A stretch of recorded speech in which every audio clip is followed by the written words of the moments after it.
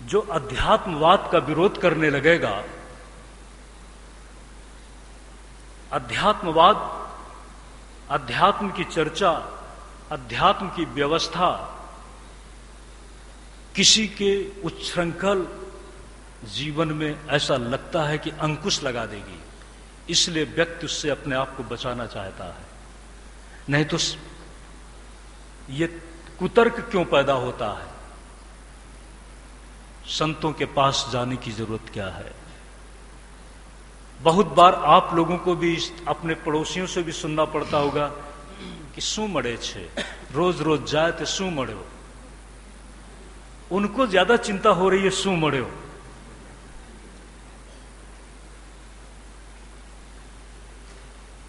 आपके शुभचिंतक बन करके वह आपके मार्ग में, आपके सन्मार्ग में अवरोध उत्पन्न करने की कोशिश करते हैं, योजना बनाते हैं।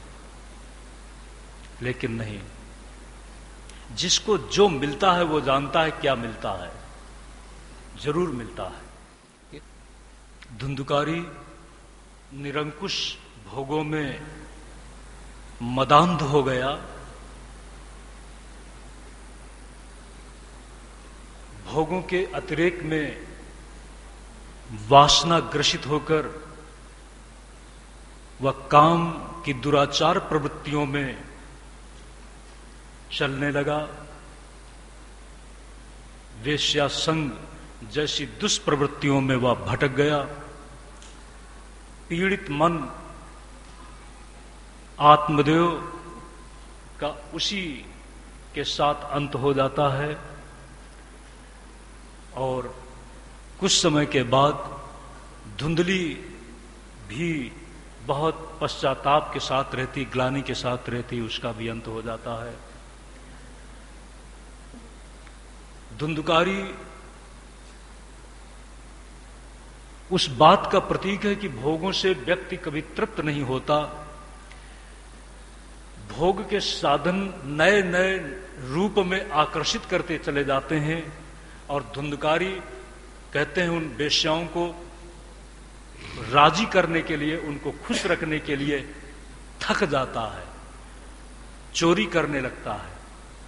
और उन वेश्याओं ने एक दिन सोचा कि इसके दुराचार से, इसके अपराध से हम लोग कहीं दंड के पात्र न बन जाएं। योजना बनाकर, षड्यंत्र बनाकर एक दिन उसको मुंह दबाकर खत्म कर दिया है। धुंधकारी खत्म हुआ और अपने कुकर्म के परिणाम स्वरूप वह दुर्गति पाता है, प्रेत योनि में उस चला जाता है। कहते हैं गोकर्ण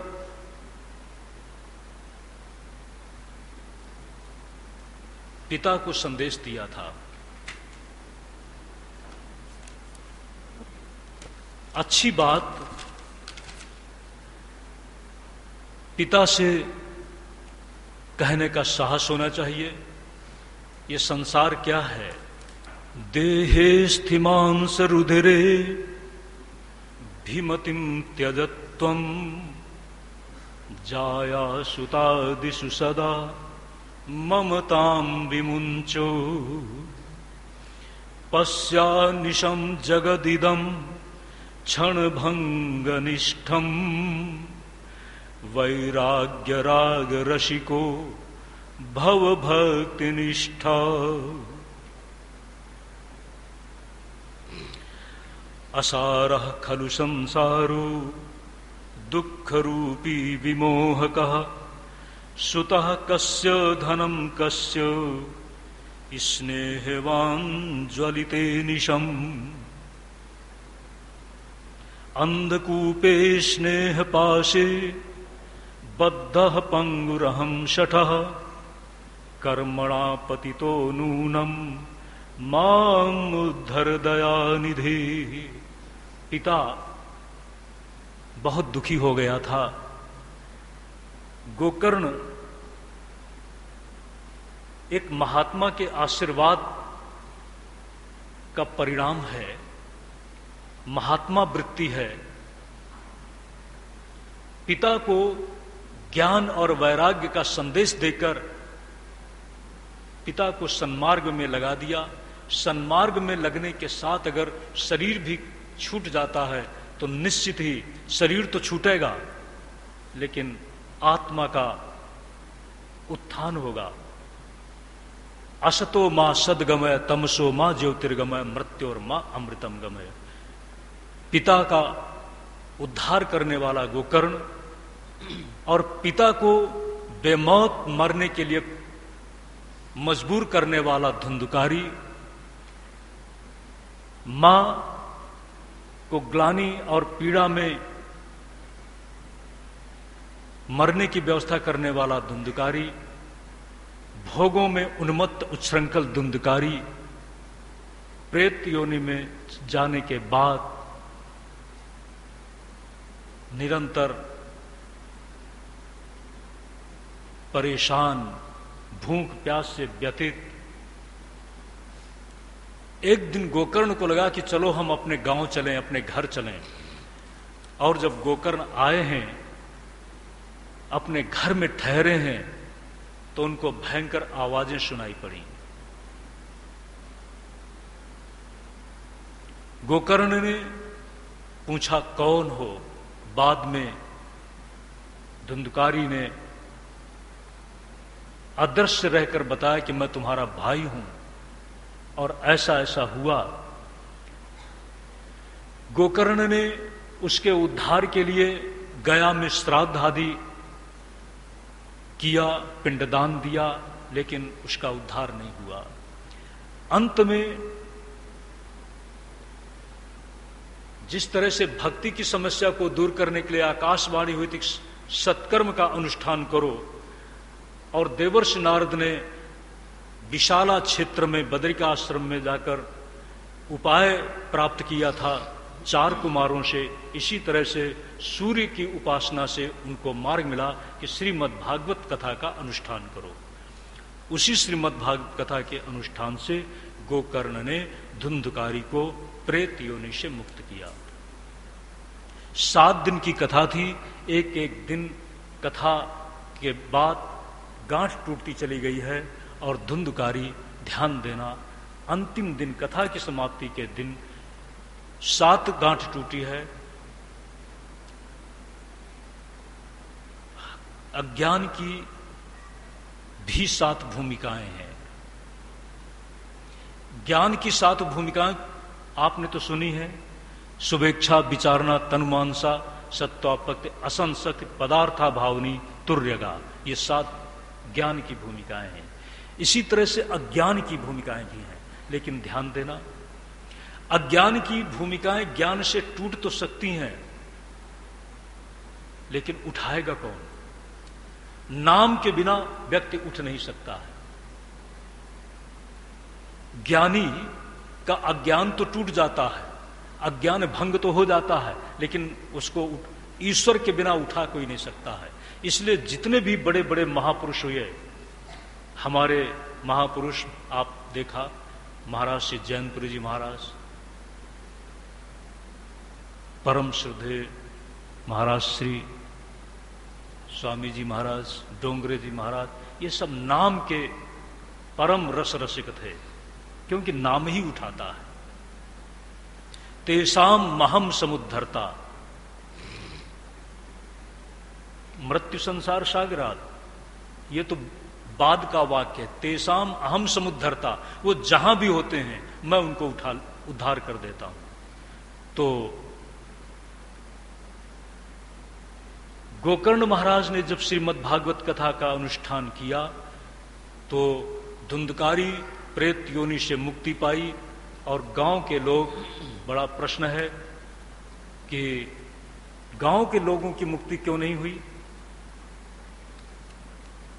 सनक सनंदन सनातन कुमार ने जब अनुष्ठान पूरा हो गया, ये भक्ति प्रसंग में देवर्षि नारद को प्रेरणा दी, अनुष्ठान हुआ, भक्ति अपनी समस्या से मुक्त होती है। इसके बाद देवर्षि नारद ने बहुत धन्यवाद व्यक्त किया है, धन्यवाद व्यक्त किया है।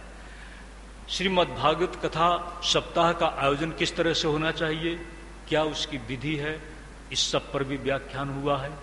और जैसे ही आयोजन समाप्त होने को आया है, संपूर्ण होने को आया है, उसी समय सुखदेव जी महाराज जी भी वहां आ गए हैं। वो खुद उन्होंने कहा है, ध्यान देना, ज्ञान किसी की उपज नहीं है,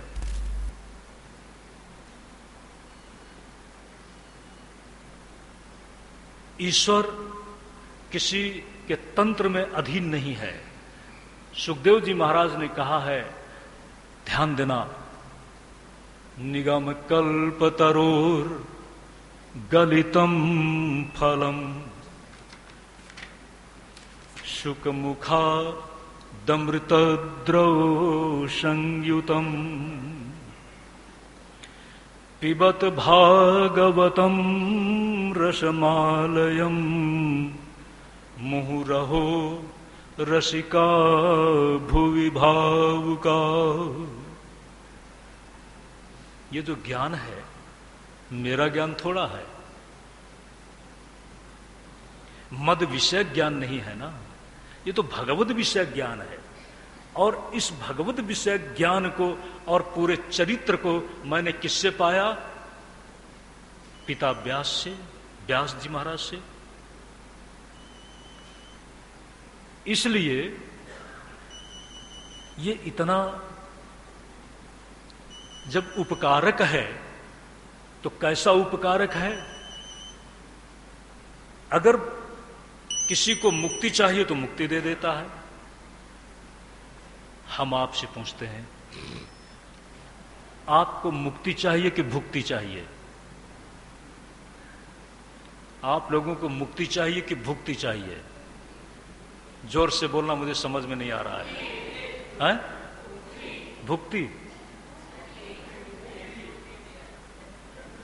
चलो समझने के लिए फिर से पूछ रहा हूं, भोग चाहिए कि मोक्ष चाहिए? पहले इधर से बोलो। मोक्ष।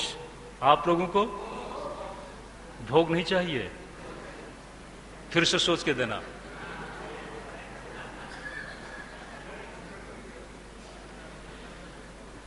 मोक्ष तो बाद में चाहिए, लेकिन अभी तो भोग ही चाहिए। भोग में रहते हुए भी हमारी अंतश्चेतना भोगाक्रांत न हो जाए, भोगों में रहते हुए भी भगवत भक्ति का संचार बना रहे, भगवत तत्व का ज्ञान बना रहे, तो हम भोगों में रह के भी मुक्त हैं। तो आपको क्या चाहिए? इस तरह की मुक्ति चाहिए और भोगों में मुक्ति चाहिए। यह आप शायद नहीं कह सकेंगे कि भोग नहीं चाहिए, अभी तो चाहिए। तो जब गोकर्ण महाराज ने कथा सुनाई तो गांव के लोगों ने शायद आप लोगों जैसा ही सोचा होगा। धुंधकारी को जरूरत थी मुक्ति की, लेकिन हमें थोड़ा भी जरूरत है मुक्ति की। तो उनको क्या मिला? भोग मिला। निगम कल्पतरो गलितम फलम। ध्यान दे सज्जनों, अगर ये वेद कल्पतरु का वृक्ष का फल है श्रीमद् भागवत, तो कल्प वृक्ष के नीचे बैठ करके आप जो कल्पना करेंगे वो मिल जाएगा। कल्पना कभी आपकी गलत भी हो सकती है। आप कहें कैसे गलत हो सकती है? बच्चों को दे दो, बच्चे टॉफी के पीछे दौड़ पड़ते हैं। हमको लगता है कि बच्चे अभी अज्ञानी हैं, लेकिन बड़े किसके पीछे दौड़ते हैं? जैसे बच्चे दौड़ पड़ते हैं टॉफी के पीछे, इसी तरह से बड़े लोग भी दौड़ पड़ते हैं किसी दूसरे आकर्षण की तरफ। तो कभी कभी कल्पतरु वृक्ष के नीचे बैठ करके भी जरूरी नहीं कि सही चिंतन किया जाए, लेकिन फल अगर खा लो तो आपको चिंतन की जरूरत पड़ेगी। अगर आपने फल खा लिया तो फल का जो अपना परिणाम है वह परिणाम आप चिंता न करें, न सोचें तो भी आपको मिल जाएगा। ये फल की विशेषता है। तो ये श्रीमद् भागवत निगम कल्प तरोर गलितम फलम,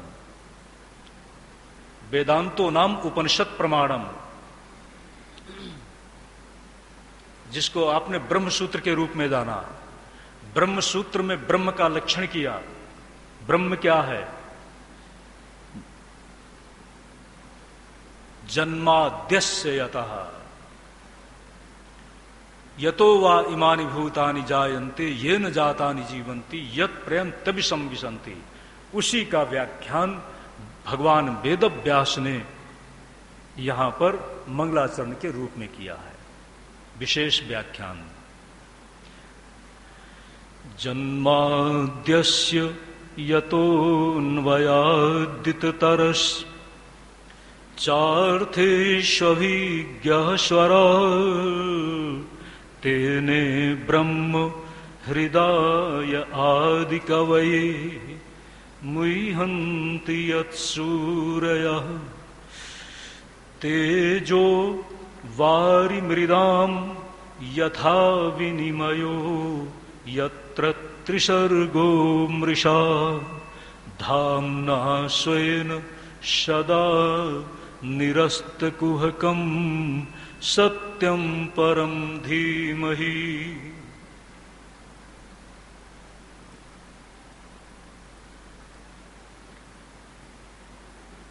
मंगलाचरण है। मंगलाचरण में 5 श्लोक आए हैं।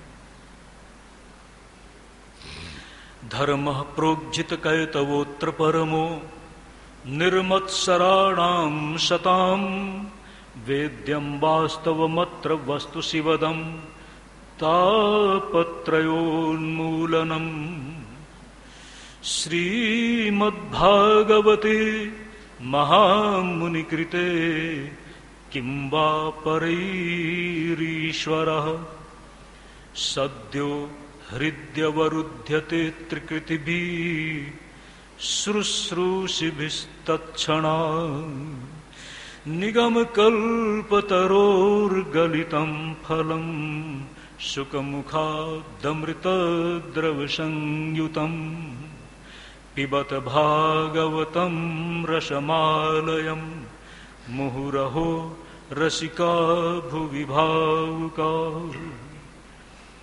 नैमिषे अनिमिषक्षेत्रे ऋषयः शौनकादयः सत्रं स्वर्गाय लोकाय सहस्रशममाशतु ते एकदा तु मुनयः प्रातर्हुतहुताग्नयः शत्कृतं सूतमासीनं पपक्षुरिदमादरा।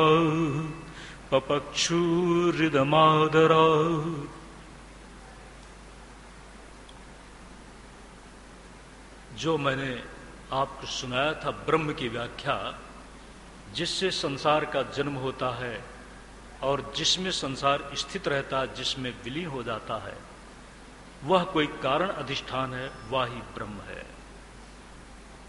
उसी को यहां पर सत्य के रूप में बताया, वही सत्य, ब्रह्म सत्यम।